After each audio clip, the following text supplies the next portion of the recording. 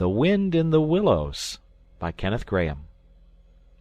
Chapter 5 Dulce Domum. The sheep ran huddling together against the hurdles, blowing out thin nostrils and stamping with delicate forefeet, their heads thrown back and a light steam rising from the crowded sheep pen into the frosty air, as the two animals hastened by in high spirits, with much chatter and laughter.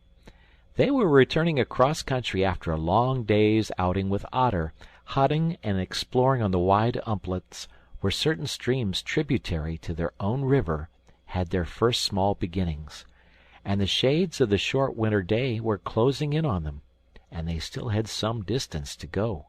Plodding at random across the plough, they had heard the sheep and had made for them, and now, leading from the sheep pen, they found a beaten track that made walking a lighter business, and responded, moreover, to that small inquiring something which all animals carry inside them, saying unmistakably, "Yes, quite right.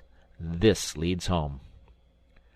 "It looks as if we were coming to a village," said the Mole somewhat dubiously, slackening his pace, as the track, that had in time become a path, and then had developed into a lane, now handed them over to the charge of a well-metalled road. The animals did not hold with villages, and their own highways, thickly frequented as they were, took an independent course, regardless of church, post office, or public house. "Oh, never mind," said the Rat. "At this season of the year they're all safe indoors by this time, sitting around the fire, men, women, and children, dogs and cats and all. We shall slip through all right, without any bother or unpleasantness, and we can have a look at them through their windows if you like, and see what they're doing." The rapid nightfall of mid-December had quite beset the little village as they approached it on soft feet, over a first thin fall of powdery snow. Little was visible but squares of a dusky orange-red on either side of the street, where the firelight or lamplight of each cottage overflowed through the casements into the dark world without. Most of the low latticed windows were innocent of blinds, and to the lookers in from outside, the inmates, gathered round the tea-table, absorbed in handiwork, or talking with laughter and gesture, had each that happy grace which is the last thing the skilled actor should capture, the natural grace which goes with perfect unconsciousness of observation. Moving at will from one theatre to another, the two spectators, so far from home themselves, had something of wistfulness in their eyes, as they watched a cat being stroked, a sleepy child picked up and huddled off to bed, or a tired man stretch and knock out his pipe on the end of a smouldering log. But it was from one little window, with its blind drawn down, a mere blank transparency on the night, that the sense of home and the little curtained world within walls, the larger stressful world of outside nature shut out and forgotten, most pulsated. Close against the white blind hung a bird-cage, clearly silhouetted, every wire, perch, and appurtenance distinct and recognizable, even to yesterday's dull-edged lump of sugar. On the middle perch the fluffy occupant, head tucked well into feathers, seemed so near to them as to be easily stroked, had they tried, even the delicate tips of his plumped-out plumage penciled plainly on the illuminated screen. As they looked, the sleepy little fellow stirred uneasily, woke, shook himself, and raised his head. They could see the gape of his tiny beak as he yawned in a bored sort of way, looked round, and then settled his head into his back again, while the ruffled feathers gradually subsided into perfect stillness. Then a gust of bitter wind took them in the back of the neck. A small sting of frozen sleet on the skin woke them as from a dream, and they knew their toes to be cold and their legs tired, and their own home distant a weary way. Once beyond the village, where the cottages ceased abruptly on either side of the road, They could smell through the darkness the friendly fields again, and they braced themselves for the last long stretch, the home stretch, the stretch that we know is bound to end sometime in the rattle of the door latch, the sudden firelight, and the sight of familiar things greeting us as long-absent travelers from far over sea. They plodded along steadily and silently, each of them thinking his own thoughts. The moles ran a good deal on supper, as it was pitch dark and it was all a strange country for him as far as he knew, and he was following obediently in the wake of the rat, leaving the guidance entirely to him. As for the rat, he was walking a little way ahead, as his habit was, his shoulders humped, his eyes fixed on the straight gray road in front of him, so he did not notice poor Mole when suddenly the summons reached him and took him like an electric shock. We others, who have long lost the more subtle of the physical senses, have not even proper terms to express an animal's intercommunications with his surroundings, living or otherwise, and have only the word smell, for instance, to include the whole range of delicate thrills which murmur in the noise of the animal night and day, summoning, warning, inciting, repelling. It was one of these mysterious fairy calls from out of the void that suddenly reached Mole in the darkness, making him tingle through and through with its very familiar appeal, even while yet he could not clearly remember what it was. He stopped dead in his tracks, his nose searching hither and thither in its efforts to recapture the fine filament, the telegraphic current that had so strongly moved him. A moment, and he had caught it again, and with it this time came recollection in fullest flood. Home!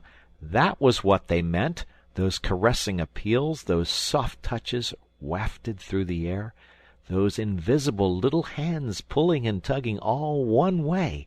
Why, it must be quite close by him at this moment, his old home that he had hurriedly forsaken and never sought again, that day when he first found the river. And now it was sending out its scouts and its messengers to capture him and bring him in. Since his escape on that bright morning he had hardly given it a thought, so absorbed had he been in his new life, in all its pleasures, its surprises, its fresh and captivating experiences.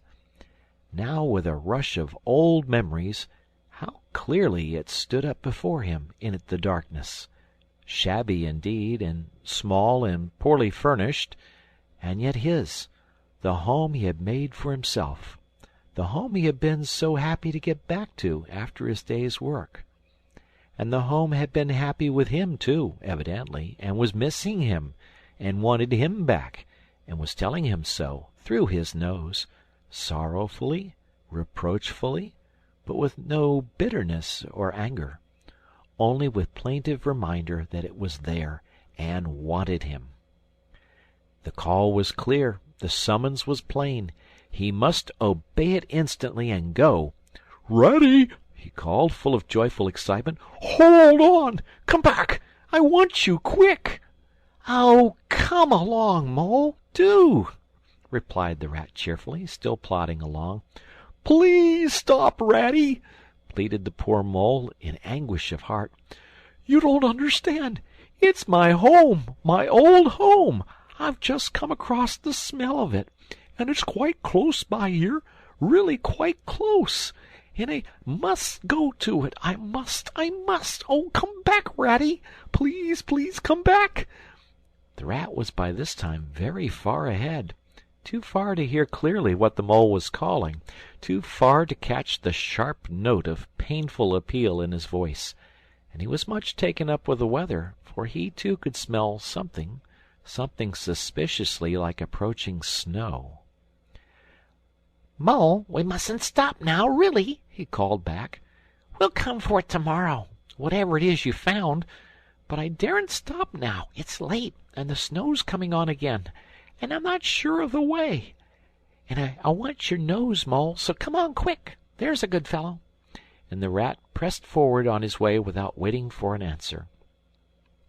Poor Mole stood alone in the road, his heart torn asunder, and a big sob gathering somewhere low down inside him, to leap up to the surface presently, he knew, in passionate escape.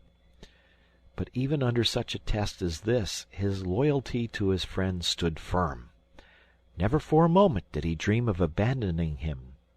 Meanwhile, the wafts from his old home pleaded, whispered, conjured, and finally claimed him imperiously. He dared not tarry longer within their magic circle. With a wrench that tore his very heartstrings, he set his face down the road and followed submissively in the track of the rat, while faint, thin little smells, still dogging his retreating nose, reproached him for his new friendship and his callous forgetfulness. With an effort he caught up to the unsuspecting rat, who began chattering cheerfully about what they would do when they got back, and how jolly a fire of logs in the parlor would be, and what a supper he meant to eat, never noticing his companion's silence and distressful state of mind. At last, however, when they had gone some considerable way further, and were passing some tree stumps at the edge of a copse that bordered the road, he stopped and said kindly, "Look here, Mole, old chap, you seem dead tired. No talk left in you, and your feet dragging like lead. We'll sit down here for a minute and rest. The snow has held off so far, and the best part of our journey is over." The mole subsided forlornly on a tree stump, and tried to control himself, for he felt it surely coming. The sob he had fought with so long refused to be beaten. Up and up it forced its way to the air, and then another, and another, and others thick and fast, till poor Mole at last gave up the struggle and cried freely and helplessly and openly. Now that he knew it was all over, and he'd lost what he could hardly be said to have found. The rat, astonished and dismayed at the violence of Mole's paroxysm of grief, did not dare to speak for a while. At last he said, very quietly and sympathetically, "What is it, old fellow? Whatever can be the matter? Tell us your trouble, and let me see what I can do."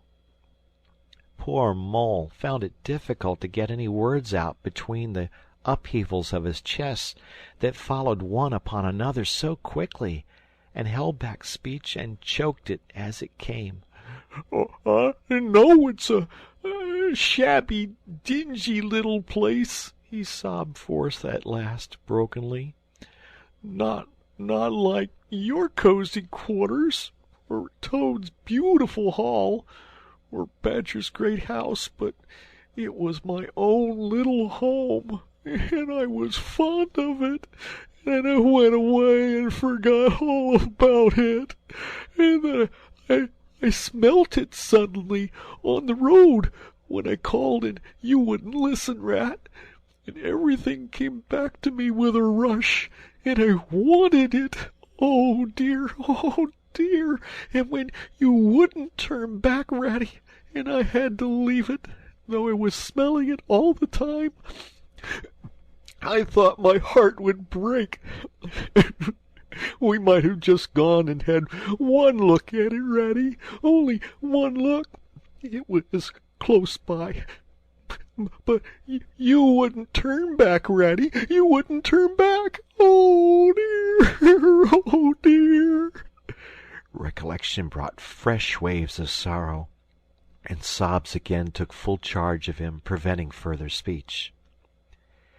The rat stared straight in front of him, saying nothing, only patting Mole gently on the shoulder. After a while he muttered gloomily, "I see it all now. What a pig I have been! A pig, that's me. Just a pig. A plain pig." He waited until Mole's sobs became gradually less stormy and more rhythmical. He waited till at last sniffs were frequent and sobs only intermittent. Then he rose from his seat, and remarking carelessly, "Well, Now we'd really better be getting on, old chap," set off up the road again over the toilsome way they had come. "Whatever are you going to, Ratty?" cried the tearful Mole, looking up in alarm. "We're going to find that home of yours, old fellow," replied the Rat pleasantly.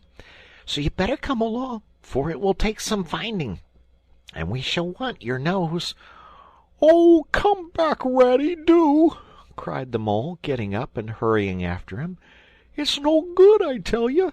It's too late and too dark, and the place is too far off, and the snow's coming, and I never meant to let you know I was feeling that way about it. It was all an accident and a mistake. And think of Riverbank and your supper." "Hang Riverbank and supper too," said the Rat heartily. "I tell you I'm going to find this place now if I stay out all night. So cheer up, old chap, take my arm, and we'll very soon be back there again." Still snuffling, pleading, and reluctant, Mole suffered himself to be dragged back along the road by his imperious companion, who, by a flow of cheerful talk and anecdote, endeavored to beguile his spirits back and make the weary way seem shorter. When at last it seemed to the Rat that they must be nearing that part of the road where the Mole had been held up, he said, "Now, no more talking. Business. Use your nose and give your mind to it." They moved on in silence for some little way, when suddenly the Rat was conscious, through his arm that was linked in Mole's, of a faint sort of electric thrill that was passing down that animal's body. Instantly he disengaged himself, fell back a pace, and waited, all attention.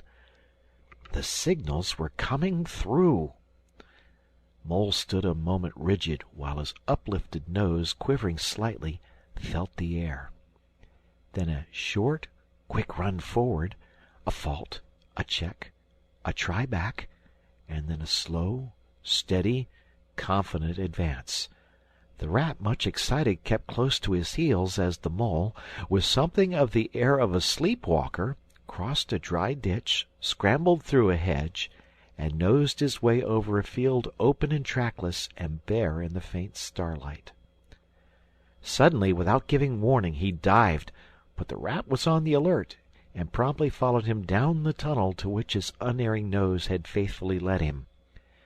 It was close and airless, and the earthy smell was strong, and it seemed a long time to Rat ere the passage ended and he could stand erect and stretch and shake himself.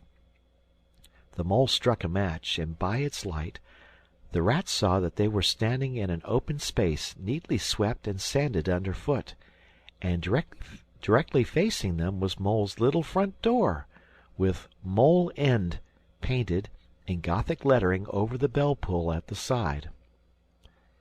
Mole reached down a lantern from a nail on the wall and lit it, and the Rat, looking round him, saw that they were in a sort of forecourt.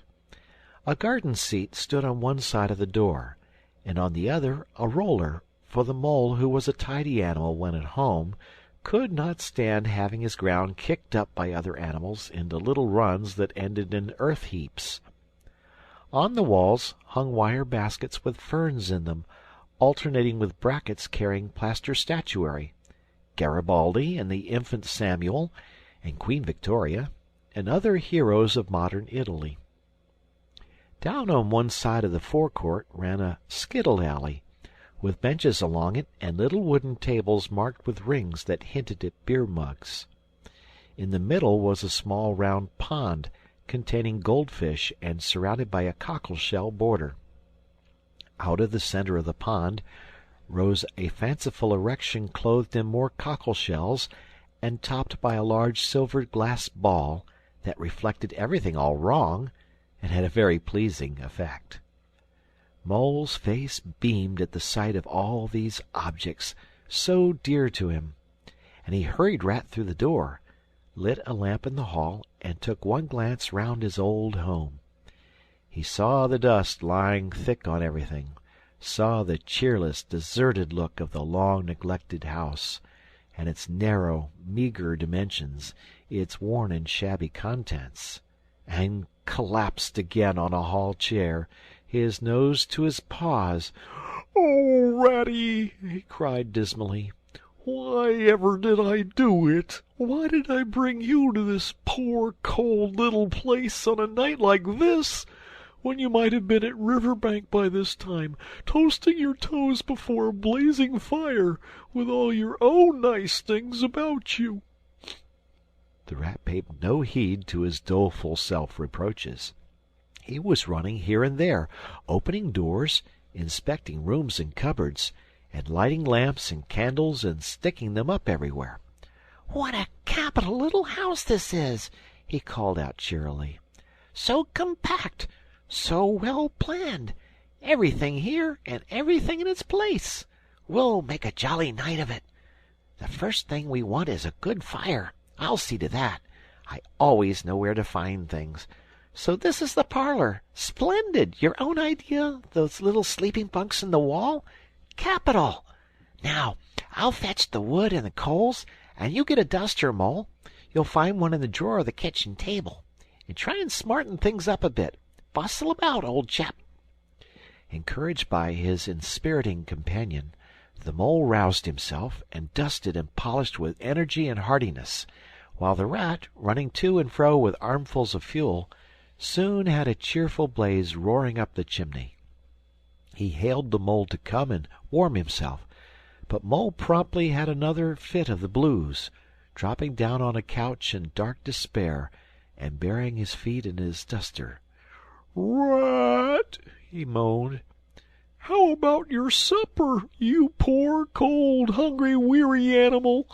I've nothing to give you, nothing, not a crumb." "What a fellow you are for giving in," said the Rat reproachfully. "Why, only just now I saw a sardine opener on the kitchen dresser, quite distinctly, and everybody knows that means there are sardines about somewhere in the neighborhood. Rouse yourself, pull yourself together, and come with me and forage." They went and foraged accordingly, hunting through every cupboard and turning out every drawer. The result was not so very depressing after all, though of course it might have been better. A tin of sardines, a box of captain's biscuits nearly full, and a German sausage encased in silver paper. "There's a banquet for you," observed the Rat as he arranged the table. "I know some animals who would give their ears to be sitting down to supper with us tonight." "No bread," groaned the Mole dolorously. "No butter, no—" "No pâté de foie gras, no champagne," continued the Rat, grinning. "And that reminds me, what's that little door at the end of the passage? Your cellar, of course. Every luxury in this house. Just you wait a minute." He made for the cellar door, and presently reappeared, somewhat dusty, with a bottle of beer in each paw and another under each arm. "Self-indulgent beggar you seem to be, Mole," he observed. "Deny yourself nothing. This is really the jolliest little place I ever was in. Now, wherever did you pick up those prints? Makes the place look so homelike, they do. No wonder you're so fond of it, Mole. Tell us all about it, and how you came to make it what it is."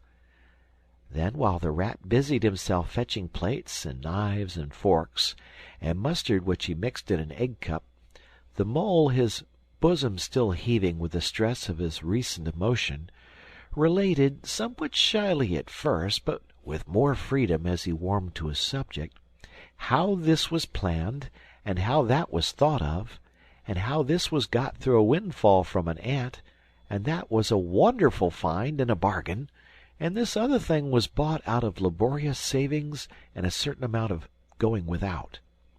His spirits finally quite restored, he must needs go and caress his possessions, and take a lamp and show off their points to his visitor and expatiate on them, quite forgetful of the supper they both so much needed. Rat, who was desperately hungry, but strove to conceal it, nodded seriously, examining with a puckered brow, and saying "Wonderful!" and "Most remarkable!" at intervals, when the chance for an observation was given him. At last the Rat succeeded in decoying him to the table, and had just got seriously to work with the sardine opener when sounds were heard from the forecourt without, sounds like the scuffling of small feet in the gravel, and a confused murmur of tiny voices, while broken sentences reached them. "Now, all in a line. Hold the lantern up a bit, Tommy. Clear your throats first. No coughing after I say 1, 2, 3. Where's young Bill? Here, come on, we're all awaiting." "What's up?" inquired the Rat, pausing in his labors. "I think it must be the field mice," replied the Mole, with a touch of pride in his manner. "They go round carols singing regularly at this time of the year.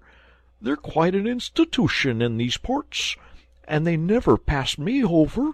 They come to Mole End last of all, and I used to give them hot drinks, and supper too sometimes, when I could afford it. It will be like old times to hear them again." "Let's have a look at 'em," cried the Rat, jumping up and running to the door. It was a pretty sight, and a seasonable one that met their eyes when they flung the door open.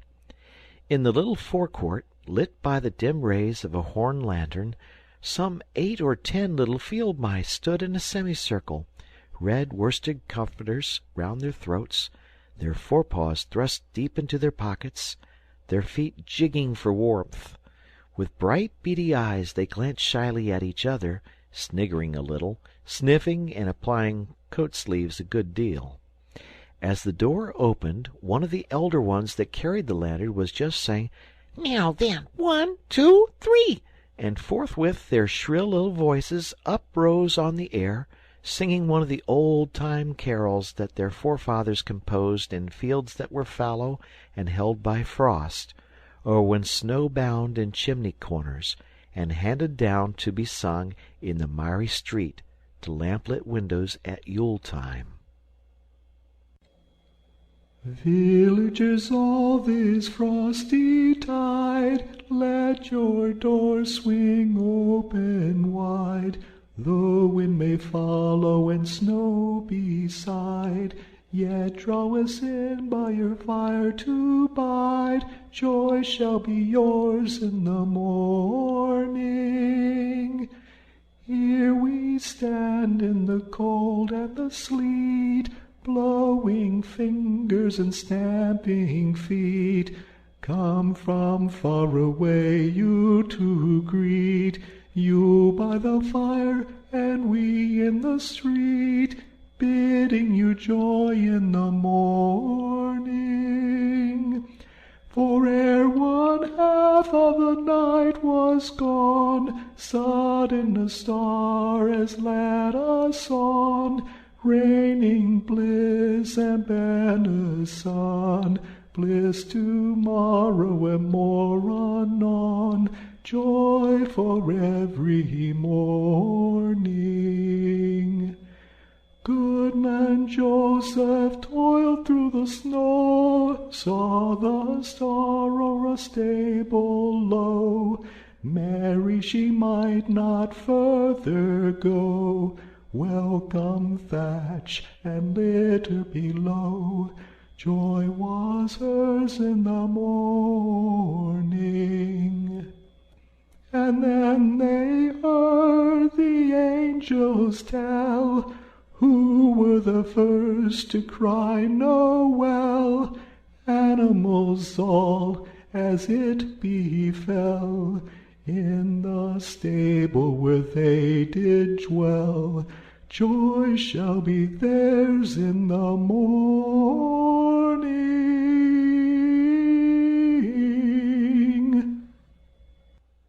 The voices ceased, and the singers, bashful but smiling, exchanged sidelong glances, and silence succeeded, but for a moment only. Then from up above and far away, down the tunnel they had so lately travelled, was borne to their ears, in a faint musical hum, the sound of distant bells ringing a joyful and a clangorous peal. "Very well sung, boys," cried the Rat heartily. And now come along in, all of you, and warm yourselves by the fire, and have something hot." "Yes, come along, field mice," cried the mole eagerly. "This is quite like old times. Shut the door after you. Pull up that settle to the fire. Now, you just wait a minute while we... Oh, Ratty!" he cried in despair, plumping down on a seat with tears impending. "Whatever are we doing? We've nothing to give 'em." "You leave that all to me," said the masterful rat. "Here, you with the lantern, come over this way. I want to talk to you. Now, tell me, are there any shops open at this hour of the night?" "Why, certainly, sir," replied the field mouse respectfully. "At this time of the year our shops keep open to all sorts of hours." "Then look here," said the rat. "You'll go off at once, you and your lantern, and you get me—" Here much muttered conversation ensued, and the mole only heard bits of it, such as, "Fresh, mind." "No, a pound of that will do." "See you get Bugginses, for I won't have any other." "No, only the best." "If you can't get it there, try somewhere else." "Oh, yes, of course, homemade, no tin stuff." "Well, then, do the best you can." Finally there was a chink of coin passing from paw to paw. The field mouse was provided with an ample basket for his purchases, and off he hurried, he and his lantern. The rest of the field mice, perched in a row on the settle, their small legs swinging, gave themselves up to enjoyment of the fire, and toasted their chilblains till they tingled, while the mole, failing to draw them into easy conversation, plunged into family history and made each of them recite the names of his numerous brothers, who were too young, it appeared, to be allowed to go out a-carolling this year, but looked forward very shortly to winning the parental consent. The rat, meanwhile, was busy examining the label on one of the beer bottles. "I perceive this to be Old Burton," he remarked approvingly. "Sensible, Mole, the very thing. Now we shall be able to mull some ale. Get the things ready, Mole, while I draw the corks." It did not take long to prepare the brew and thrust the tin heater well into the red heart of the fire, and soon every field mouse was sipping and coughing and choking, for a little mulled ale goes a long way, and wiping his eyes and laughing and forgetting he'd ever been cold in all his life. "They act plays, too, these fellows," the mole explained to the rat. "Make them all up by themselves, and act them afterwards. And very well they do it, too. They gave us a capital one last year, about a field mouse who was captured at sea by a Barbary corsair, and made to row in a galley. And when he escaped and got home again, his lady love had gone into a convent. Here, you were in it, I remember. Get up and recite a bit." The field mouse addressed got up on his legs, giggled shyly, looked round the room, and remained absolutely tongue-tied. His comrades cheered him on, Mole coaxed and encouraged him, and the rat went so far as to take him by the shoulders and shake him, but nothing could overcome his stage fright. They were all busily engaged on him like watermen applying the Royal Humane Society's regulations to a case of long submersion, when the latch clicked, the door opened, and the field mouse with the lantern reappeared, staggering under the weight of his basket. There was no more talk of play-acting once the very real and solid contents of the basket had been tumbled out on the table. Under the generalship of Rat, everybody was set to do something or to fetch something. In a very few minutes supper was ready, and Mole, as he took the head of the table in a sort of a dream, saw a lately barren board set thick with savoury comforts, saw his little friends' faces brighten and beam as they fell to without delay, and then let himself loose, for he was famished indeed, on the provender so magically provided, thinking what a happy homecoming this had turned out after all. As they ate, they talked of old times, and the field mice gave him the local gossip up to date, and answered as well as they could the 100 questions he had to ask them. The rats said little or nothing, only taking care that each guest had what he wanted, and plenty of it, and that Mole had no trouble or anxiety about anything. They clattered off at last, very grateful and showering wishes of the season, with their jacket pockets stuffed with remembrances for the small brothers and sisters at home.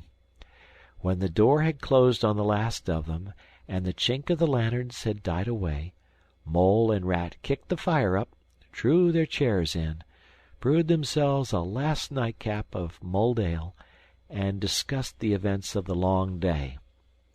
At last the Rat, with a tremendous yawn, said, "Mole, old chap, I'm ready to drop.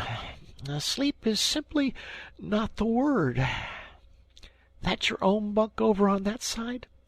Very well, then, I'll take this one. What a ripping little house this is! Everything's so handy." He clambered up into his bunk and rolled himself well up in the blankets, and slumber gathered him forthwith, as a swath of barley is folded into the arms of the reaping machine. The weary Mole also was glad to turn in without delay, and soon had his head on the pillow, in great joy and contentment. But ere he closed his eyes, he let them wander round his old room, mellow in the glow of the firelight that played or rested on familiar and friendly things which had long been unconsciously a part of him, and now smilingly received him back without rancor. He was now in just the frame of mind that the tactful Rat had quietly worked to bring about in him. He saw clearly how plain and simple, how narrow even, it all was, but clearly, too, how much it all meant to him, and the special value of some such anchorage in one's existence. He did not at all want to abandon the new life and its splendid spaces, to turn his back on sun and air and all they offered him and creep home and stay there. The upper world was all too strong. It called to him still, even down there, and he knew he must return to the larger stage. But it was good to think he had this to come back to, this place which was all his own, these things which were so glad to see him again and could always be counted upon for the same simple welcome. The end of chapter 5.